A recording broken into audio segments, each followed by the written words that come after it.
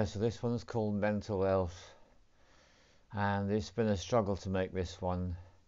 The wind has been so strong outside for quite a long time, just haven't been able to make any films at appalling sound quality. And my attempt yesterday, I just thought, no, it's not going to do. So here I am again. So, anyone who stumbled across this via the YouTube algorithm, I'm Keith, I am a shaman, and my mum died of Alzheimer's just before the lockdown started. And so, talk about mental health. Yeah, really want to do this because it used to be something that was relevant to a significant minority of the population. Now it is something that affects pretty much all of us. And that's really the first and biggest thing to do, is to actually grasp the fact that mental health issues now are the norm. It's completely to be expected. So for my own situation, really, I've been through a lot with my mother's dying process, which did take a good 18 months plus, and that really has had a big impact on my mental health, and I've definitely experienced a lot of anxiety and depression, and it's triggered post-traumatic stress disorder, which relates to things that happened in my childhood and throughout most of my life, really.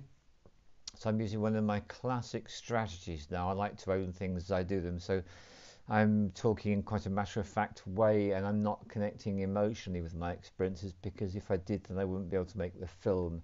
So I appear quite matter-of-fact and quite detached, but it's just an act. So that's something I wanted to share. So really, one of our greatest friends is the plants, and when I made my first attempt to make this film, it was sitting under a birch tree. So if you can, don't do what I'm doing, sitting inside with your pants, go outside.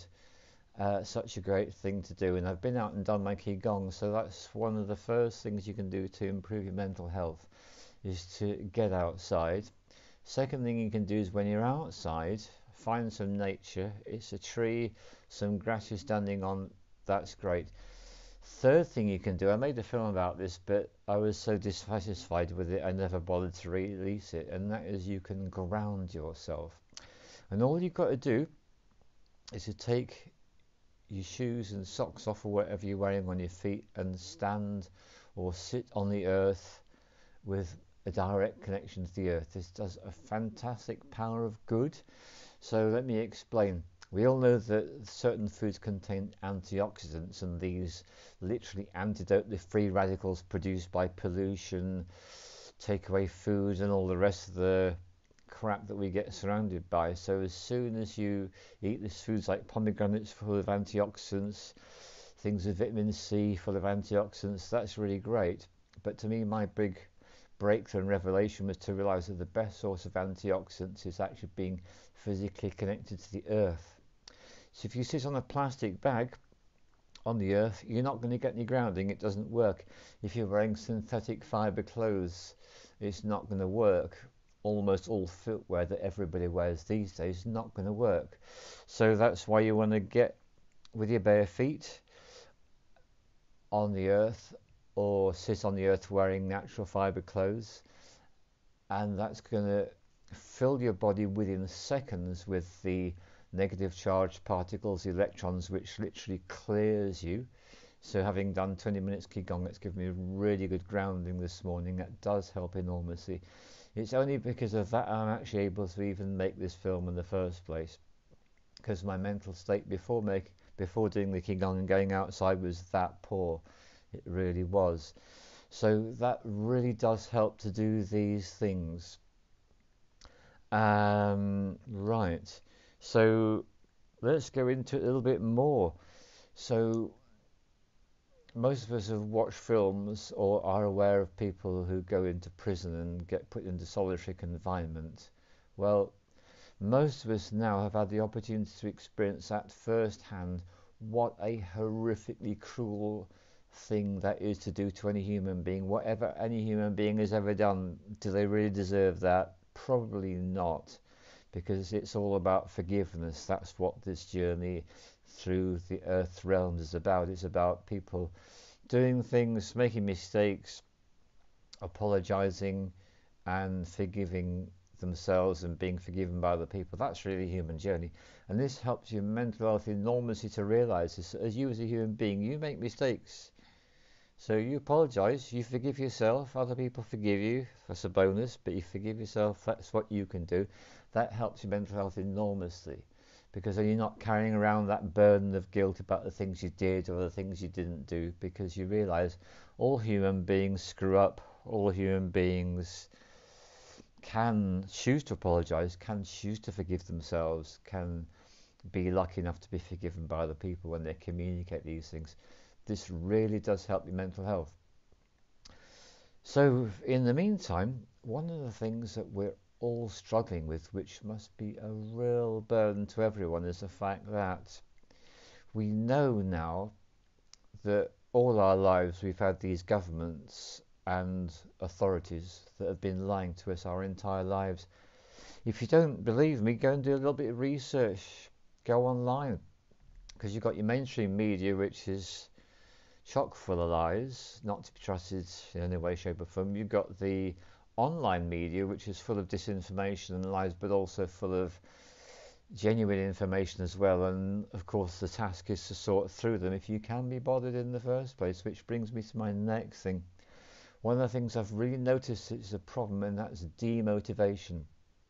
I'm finding isolation. So just to explain, I do live in this flat on my own.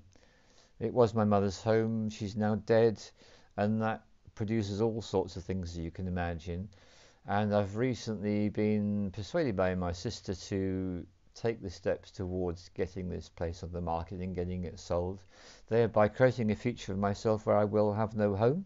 And that's something else that I'm embracing. I had some fear about it, so I felt the fear and I did it anyway. And of course it'll take time, so I'm not immediately going to be homeless, and I will get at some point some money, at some point, who knows how much. All I know is it won't be enough to buy anything, but hey, lots of people live without buying something, so I will manage, I'll do whatever I can. And this comes to the next thing, of course. So many of us dealing with the next issue, which is especially if you're self-employed, like I was before I became retired, which is, well, hosting retreats. Don't think I'm going to be able to get any of that happening in the near future. Healing clients face to face, well, that's not going to happen. Training people face to face, that's not going to happen. So I do offer online training to become a shamanic practitioner. I've got 2 people training at the moment. A third person is just about to start in a day or two's time. I've got space for another 3 more, and then I'll be full for the duration until those people are qualified. I reckon 6 is going to be sufficient. Which comes to the next thing with mental health.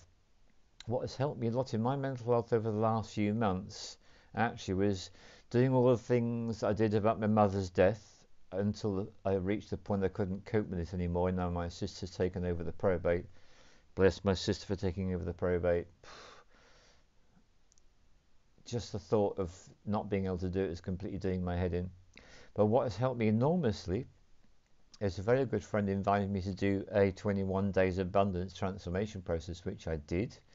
And as part of that, I then created my own group and ran that for 21 days. So that gave me quite a period of time where I had motivation, because I was doing something where I invited other people to do things to help themselves and to help each other, because we all would post on a little WhatsApp group that we'd done our particular day's meditation and activity. So that really helped me as well. I have thought about putting it onto YouTube as a 21-day practice for people. Can't quite get my head around it because it's using other people's material. Don't quite know how the copyright would go, and to be honest, I think my motivation levels have probably dropped below that critical threshold where I could actually have done that. So not really capable of doing it anymore. The last big thing that I did to keep myself motivated is I created my own online nature's medicine retreat, which I have up on Nature's Medicine Retreats, which is a Facebook page. If you can find it, if you're on it, it's a series of 16 films, and it explains, and there's a few films, about 3 or 4 films before the 16 films, which explains about it, how it works, the principles behind it, and you can do that. So that gave me a lot of satisfaction doing that. I did get a request I was asked to make the sounds I used to make when I used to host the retreats in the Octagon, so I did that as well. But I've really reached a point where I'm not doing any of these things anymore, and it's like I'm just feeling like, ugh, ugh. So this is something, and something else that's helped me a lot through the challenging times is smoking. And I'm not smoking now, so that's an extra challenge, but I just don't want to smoke all the time. I like to give my body a rest from the activity of smoking, so I'm having what I would like to be a long rest. I really don't know how long it's going to go, and I'm just going to have to see. I am incredibly lucky that some members of my family are not obsessively enslaved by the protocols established by the government, which is really nice. So I do get some opportunity for some social interaction, and I would say the biggest limitation to my ability to interact with members of my family is actually me and my state of mind. It's quite poor a lot of the time, and I just don't feel I've got the energy to get out, even of this locality. I just find I'm in a bit of a gravity well, which is something else, really. This is perhaps one of the most difficult things to talk about, and it's been a journey. Something else I did during that Nature's Medicine retreat I did, which I put up online for people, I got a lot of powerful insights. And I really don't like to face up to this, but I'm going to share it with you because this is what I do. I live in a place which is 5 blocks of flats, apartments, and these are inhabited by and have been constructed for people who go here to die. Yeah, that's it. So when people reach a certain age and they don't want to be engaged with life anymore, and they've retired, then what they can do is they can do what my mum chose to do when her husband, my dad, died. She felt she couldn't cope with the terraced house that she had, and so she sold it and she moved into this place. And I've realized this is having a profound effect on my mental health. So I finally woke up to the fact my sister has known this for years and hates coming here, hates visiting, hates even being in a town, because it's actually a town where a lot of people choose to come to die, which is another issue as well. So it means I'm surrounded by this death cult energy force. And what really made me smack my head against the wall, metaphorically speaking, was when I realized that in all the people that I know here, and I've got to know quite a lot of people having these long distance conversations, there's only one person in this place that I know of that escaped, and her trajectory is exactly the same as mine. She had a mum living here. Mum got less capable. Mum gradually got ill. She moved down. Mum eventually had to go in the home. Went to visit mum in the home. Mum died. And then she made her escape. She's the only person I know that's done that. Everybody else, they come here and they die here, or they come here and they get put into a home and they die in the home. That is what happens to people. So I realised that actually being a shaman, being a person who's very sensitive to energies. Okay, this is a big thing to talk about, but let's talk about it. Western occultism gives us a term, a technical term, and it's called an egregore. An egregore is a group energy. Best way to understand an egregore without any positive or negative spin on it is to imagine, okay, did you ever go to school? If you went to school and you were in a class, then you in that class full of students and the teacher and you guys, and the actual classroom itself together, you created an entity called an egregore. And obviously the teacher has quite a lot of input into that, but so does each student, and so does the building. And when I started my teaching career, I started working in a building that literally had human shit smeared on the walls when I went to look around the place. So I really know about working with a potentially hostile egregore and doing what I did to make it a place of love, light and laughter, because me and the kids, we had great fun there for the 4 years I did that job. It was fantastic, but I know what it's like to start at the bad start. But to get to the point, what I'm aware of is that this energy in this place is not having a good effect on me. And in fact, I'm a person that is really just kind of aging process, just not engaged with it in my life. And I've actually appeared a lot younger than I've always been chronologically. So this place has given me the opportunity to experience the opposite. And that's been a powerful learning. And as a shaman, what I learned to do is to celebrate life, not death, and to celebrate all the experiences, including being sucked in by the death force, which is what's been happening. It really wasn't an issue until my partner left to go and look after her dad in Tenerife, where she is for the duration. And I have no idea when I'm going to be able to go there, because I don't know when the international flights are going to resume. So these are all the things that have been contributing to my deteriorating mental health, the isolation, the future situation, realizing about the egregore which I'm immersed in here. And so that helped me to make that decision.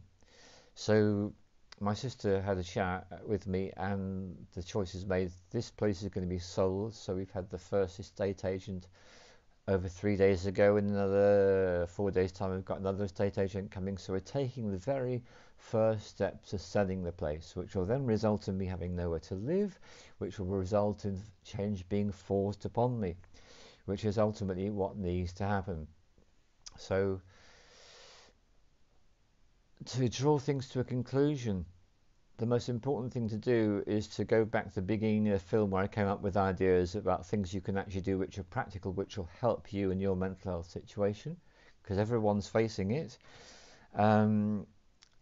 Let's go back to the government. We know we've all got authorities and lawmakers which don't have our best interests at heart, and that's been proven in the last few months, because faced between a almost absurd virus which has no more effect than a lot of viruses which come and go, which are no big deal, and infinitely less than all the really big killers. People talk about virus deaths. It's a joke. We know the real killers are, of course, cancer in all its forms, heart disease, diabetes, Alzheimer's, dementia, and of course the economic downturn, suicide, the effects on people's long-term mental health. These are the real killers when we take our heads out of the fantasy which is being perpetrated against people by the mainstream media and some of the online media. So what an extraordinary journey it is that we're on. So find the link to realize that there is a bigger picture. Anyone who's worked shamanically, anyone who's worked with the plant medicines, know that the 3D is just a part of reality. But what we've had to realize, it's a very important part, and it's a significant part we can't ignore. So we do need to address it, and we need to work with it, and we need to decide to what extent are we going to comply with the absurd dance that we are being expected to dance by our so-called betters, and we need to make our own choices and choose how we are going to live in the way that gives us the greatest freedom without attracting any undesirable attention to ourselves. It's always very important to take into account, in my opinion.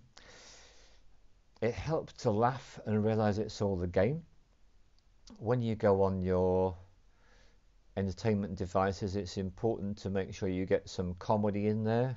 Really good, get some comedy. And for someone who's been through horrific abuse, one of my all-time favorites has indeed been the unbreakable Kimmy Schmidt. It's one of the very few American outlets I watch. I mostly go for stuff worldwide.